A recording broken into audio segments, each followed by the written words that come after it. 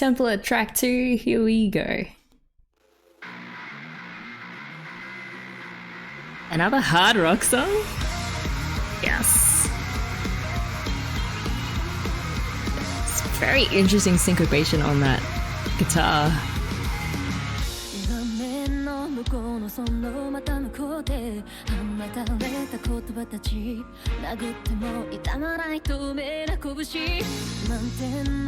Also some very dramatic sustained piano chords and those synth strings too. Da, da, da.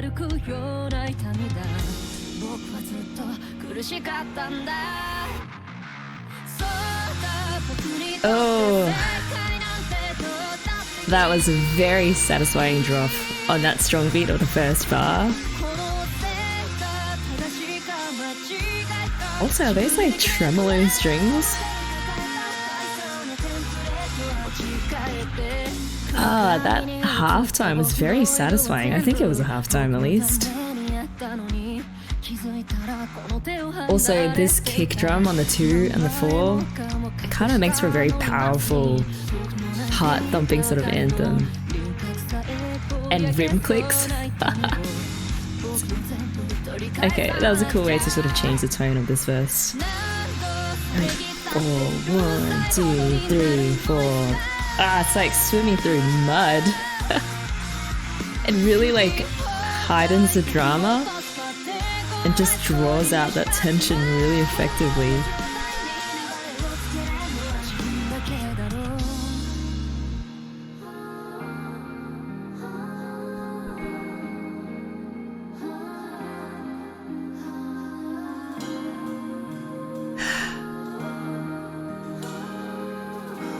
So nice.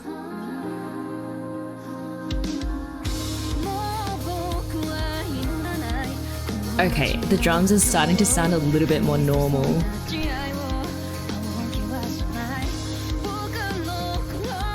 Like normal for a pop rock song.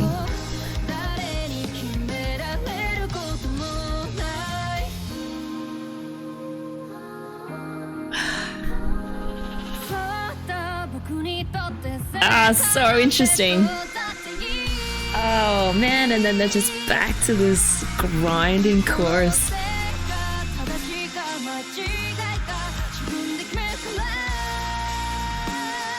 I love how she holds that note. Huh? Okay, so weird. Oh, what a strange song structure. I like it a lot though.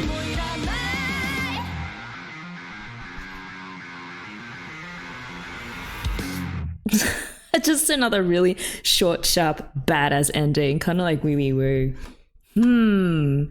So interesting. I keep saying it's so interesting because, for one, like throughout most of that song, especially in the verses, they had the kick drum come in on the beats 2 and 4. So in most typical pop rock songs, it's always the snare drum that comes in on the 2 and the 4, which kind of gives it that driving, sped up sort of feel.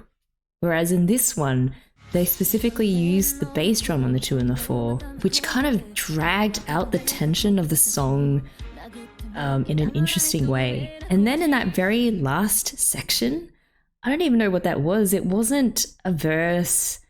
Maybe it was a bridge, but just plopped in right at the end of the song. That last section was a reversion to the more typical type pop rock beat with the snare hitting on the 2 and the 4 instead of the kick drum. And it kind of felt like that was the peak of the song. So instead of the peak of the song coming through 3/4 of the way, which is what is typical, they reserved the most resolution for the end. I think what I appreciate most about this song is how it built drama over the course of the different sections by varying the thickness and sound and syncopating each instrument in different ways. And even though there's sort of a beat drop in the chorus, which usually acts to resolve some of that tension that's built up in the verses, the fact that they decided to drop the chorus in halftime meant that the chorus itself built on the existing tension. So it's like, instead of build tension, a little bit of resolution, build more tension, a little bit of resolution, it was like tension, tension, tension, tension, tension. And that last bit was the resolution. Template felt much more like a storytelling sort of song than Wee Wee Woo. Wee Wee Woo was mostly hype, while Template has a very reflective or an introspective vibe with some hard rock elements. Okay, Future Aussie is back. The thing with Template that I kind of stewed on for a bit is,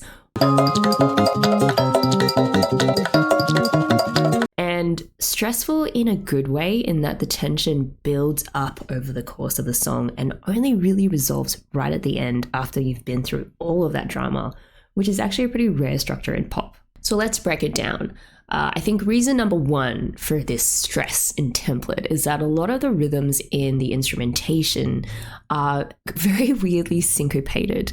Now, syncopation is a very common device. It's often what makes us groove to the music that we listen to. However, in Template, the notes are not syncopated in a way as to make you groove, but in a way that kind of throws you off or makes your skin crawl a little bit, because the strong emphasis just often misses the established 4/4 common time meter by a tiny tad.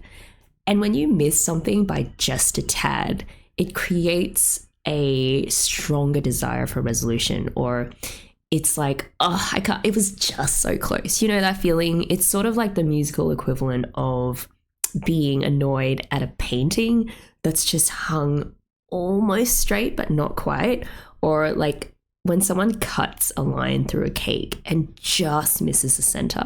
I have to admit that I am a person that does that because I don't really care about cake piece equivalency. But anyway, yeah, people with OCD will empathize with what I'm talking about. For instance, the guitar riff right out of the gate at the start comes in just 1/8 note too early.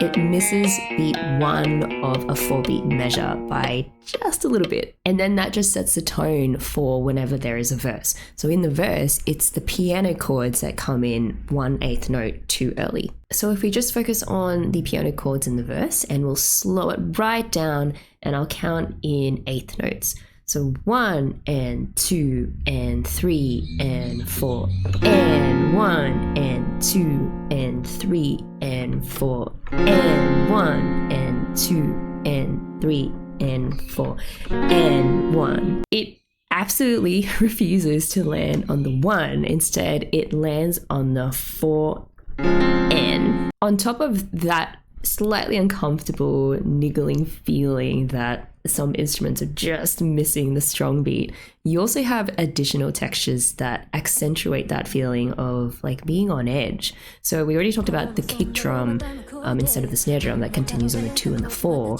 and also the, you know, syncopated accented strings are there. But you also have this very distorted electric guitar and the rim clicks. The rim clicks really did it for me because they kind of made me think of like a spider crawling all over your brain, except it's probably a spider wearing heels because it's rim clicks and you have to account for like the clickety clacks. Another thing about the verses is that they're quite sparse in the mid-range of sounds other than Suisei's vocals. It's the bass parts that dominate. And also because the strings and the piano only come in every few bars, it creates a lot of space for this tension to build. Which brings us to the chorus. 1, 2, 3, 4. 1, 2, 3, 4. Boom. Normally the fact that every instrument and the vocals coming together on that power chord, like the boom, right on that first strong beat, normally that would offer significant resolution or relief from the tension that's been built up in the verses.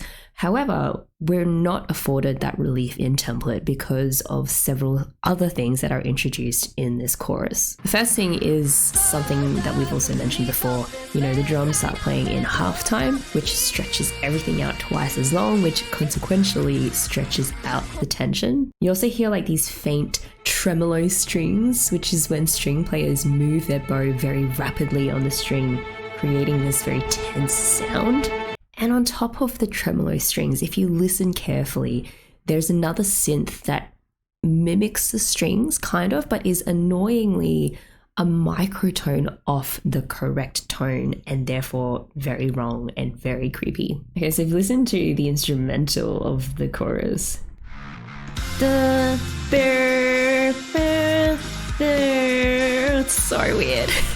Another way to subtly heighten the tension is to make your bass pitch slide down at the end of its sustained notes. So if we go back to the beginning of the chorus again, this is the bass part. There's less on that one. It's like just these subtle effects that, when all put together, make a pretty big creepy effect. There's also in the chorus Suisei's like call and response, first with the guitar and then with the chorus of herself. Melodically, Suisei is like throwing out the first half of the melody and then another part finishes or responds to that unfinished melody. Okay. So this is the call and then the guitars.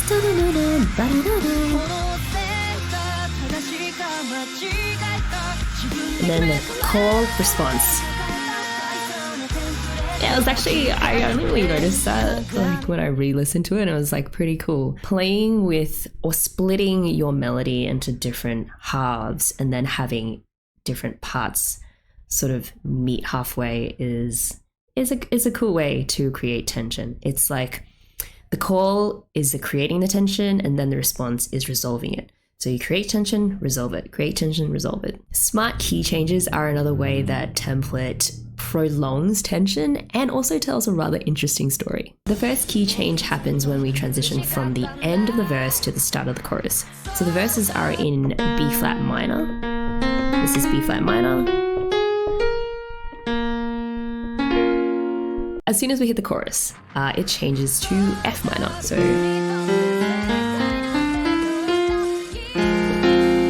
F minor is actually a closely related key to B flat minor, being the dominant or the fifth note of B flat minor. So 1, 2, 3, 4, 5, and there's your F. Now that we've established the foundations of what keys we're working in, we can then go on to understand why this particular key change works to increase the tension throughout the song. And I think it's largely because of what's going on in the main melody that Suisei is singing. So this is the last line of the verse. Okay. So note that that last line finishes on an F, which is, as we said, the fifth or the dominant note of the B flat minor scale. Now the dominant note, or the dominant key's function, is to resolve to the tonic, the first note of the scale. It's like one of the strongest pulls in tonal progression, and what that really just means is that when we're in the key of B flat minor, the F just naturally feels pulled towards and wants to go home to the B flat. So much stress. And you now breathe a sigh of relief because we're home. So back to the end of that verse. This is point A, and we want to land at point B. Instead, the melody does this.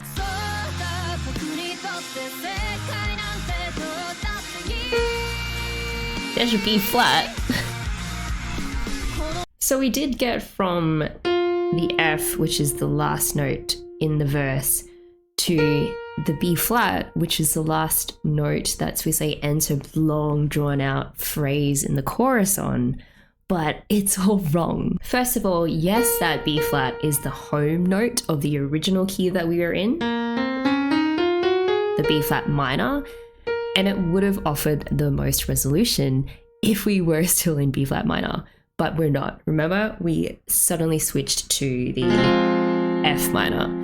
So even though Suisei ends up belting out that B flat, that point B, it still didn't give us the resolution that we wanted from the tension that built up in the verse. Instead, that B flat is now the fourth note or the subdominant of the F minor key that we're now in. So 1, 2, 3, 4. And subdominants are notorious for bringing out tension because it either wants to resolve down to the tonic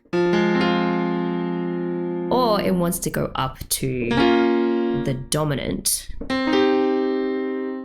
before going to the home key. So the B flat has now turned traitor, but also secondly, note the note that note the note.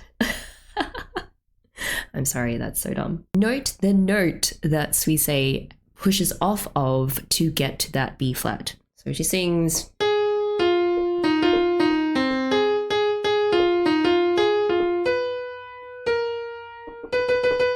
That B natural, remember we're in F minor, so that B natural actually creates the devil's tone. We've seen this mechanic before in Wee Wee Woo, where we covered in detail how a common device in rock music in particular is to make an immediate clash happen between the devil's tone and also a more perfect or a more consonant interval. So in this case,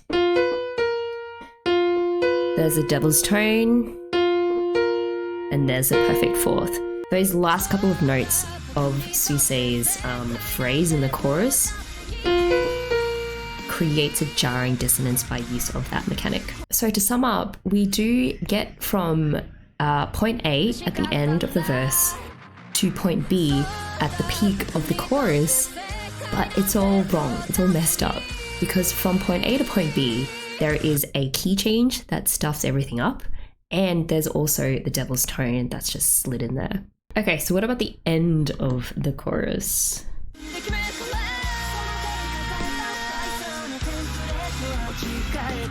So it's like...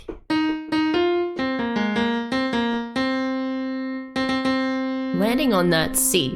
Now, we're in F minor, and the C is the fifth note or the dominant note of F minor. 1, 2, 3, 4, 5. We finally reached the C. You know, it's our second chance to go from the dominant back to the home key. But of course, template doesn't let us resolve that easily. Instead, heading into verse 2, the key once again switches back to the original B flat minor. So again, the resolution gets delayed and the tension just continues without ever resolving. It's musical torture, and it is awesome. And the fact that, I don't know, music nerds love torture, and I think that tells you everything you need to know about how messed up we are. And then again, of course, the verse 2 starts, and even though the melody in the verse is centered on that B flat tonic or the home key, remember all the other things we talked about previously in the verse that creates additional tension. So you can't win with this song in the sense of getting a feeling of resolution, at least not until the very end of the song. If you remember nothing from the last 10 minutes, it's okay. I think all you really need to grasp is that by going from the B flat minor to the F minor and then back again, and how those key changes interacts with the melody line, it twists what should have been resolved and satisfying into unresolved and tense. And that is a large part of where template's feeling of stress comes from. We'll just listen to the end of the last chorus.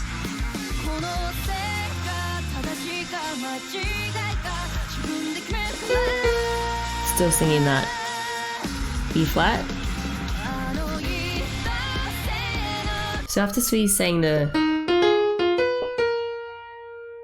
really critical part that sets up the resolution actually happens in the instrumentals. So what's happening at the end of that final chorus, chords wise, is so Suisei sings this, and then in the instrumentals they set this up.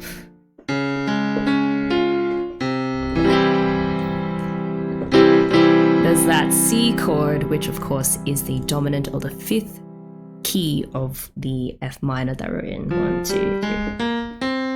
And then as we go into the outro, Suisei finally manages to land us on that satisfying tonic or the home key, because she sings F F minor, there's no funny key changes, it's just bam, onto that F. Not only that, Suisei and all the instruments are mostly playing rhythms that are in regular time, and it's satisfying as all hell. And it was made all the more satisfying because of how long it took to get here and how much tension was built along the way in every single section up until that point. And that, my friends, is why Template is such a great storytelling kind of song. Okay, guys, as usual, we're going to end this analysis with a reaction to the MV. So here we go. Suisei in a wasteland again, since this is like a theme of this album. Just wastelands and anti-toxic social media.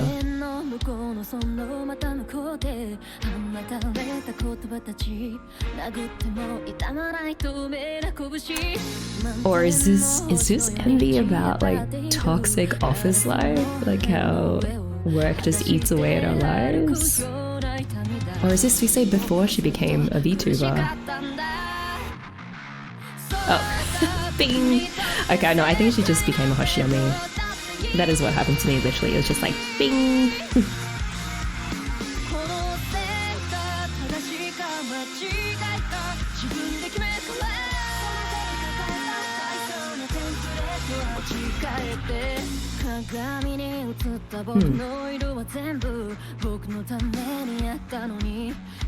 Oh, no.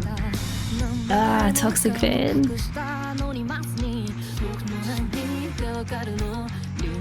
He's gonna touch it, isn't he? Yeah. Ooh. Oh, so it's like a toxic fan that doesn't know boundaries and thinks he knows Suisei, but is actually just projecting himself onto her. Also, that part reminds me of like Muna's MV for Parasite G2.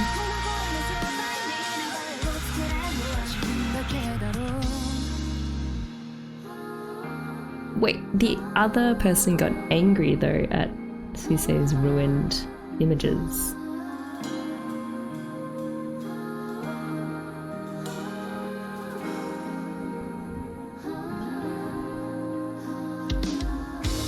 Oh, wait, sorry, can I just go back? I loved how when the snare drum came in to break that sort of ethereal, very peaceful vibe, the second her heel smashed that mirror or glass was when the snare came in, which I thought was really cool timing.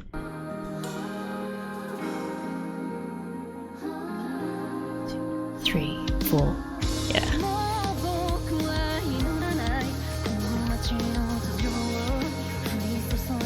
This is Suisei just being like, please don't be toxic. Just let me live my life.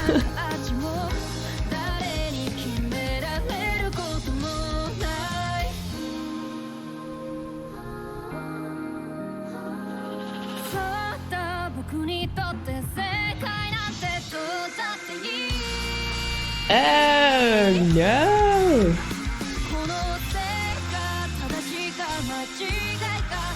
Wait, so she's mad at him for ruining Suisei, but she's not being great either. Oh.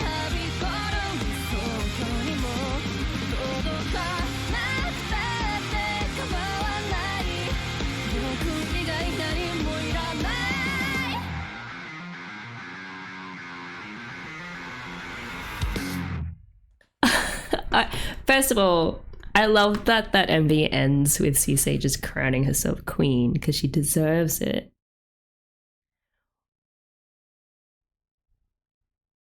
Oh, hold on a sec. Is this a commentary or like a rebuke of different types of toxic fans? So you have like the trolls, which I think was that guy who smashed everything and smeared paint all over the Suisei gallery.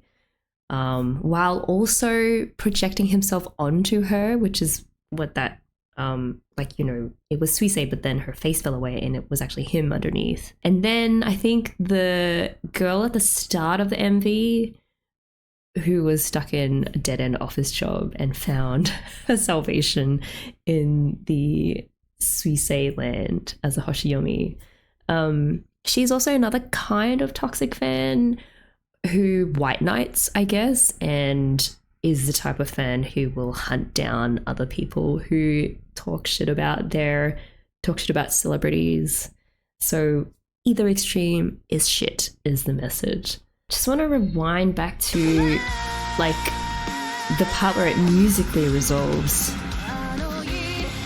because the music structure whereby the tension builds and builds and builds and doesn't abate or get resolved until this outro makes so much sense now. It was it was so smart. Like the way that the tension reflected the introduction of those two types of toxic fans. So one of them a toxic, I guess, super fan of Suisei's who defends her Oshi in just wholly unnecessary and harmful ways, versus another kind of toxic fan who ends up trashing Suisei when she doesn't meet his expectations, or really he's just treating her as an outlet for all of his messed upness. And it was also really interesting that both fans, I think at some point, looked into a mirror or like an image of Suisei and then saw themselves in it.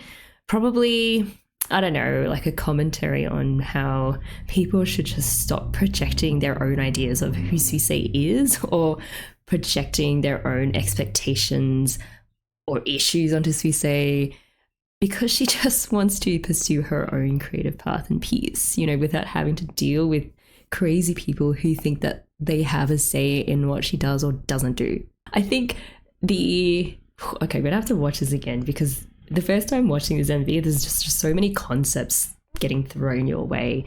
But I think the escalation of the conflict between the two toxic fans reflected the very delayed resolution in the music.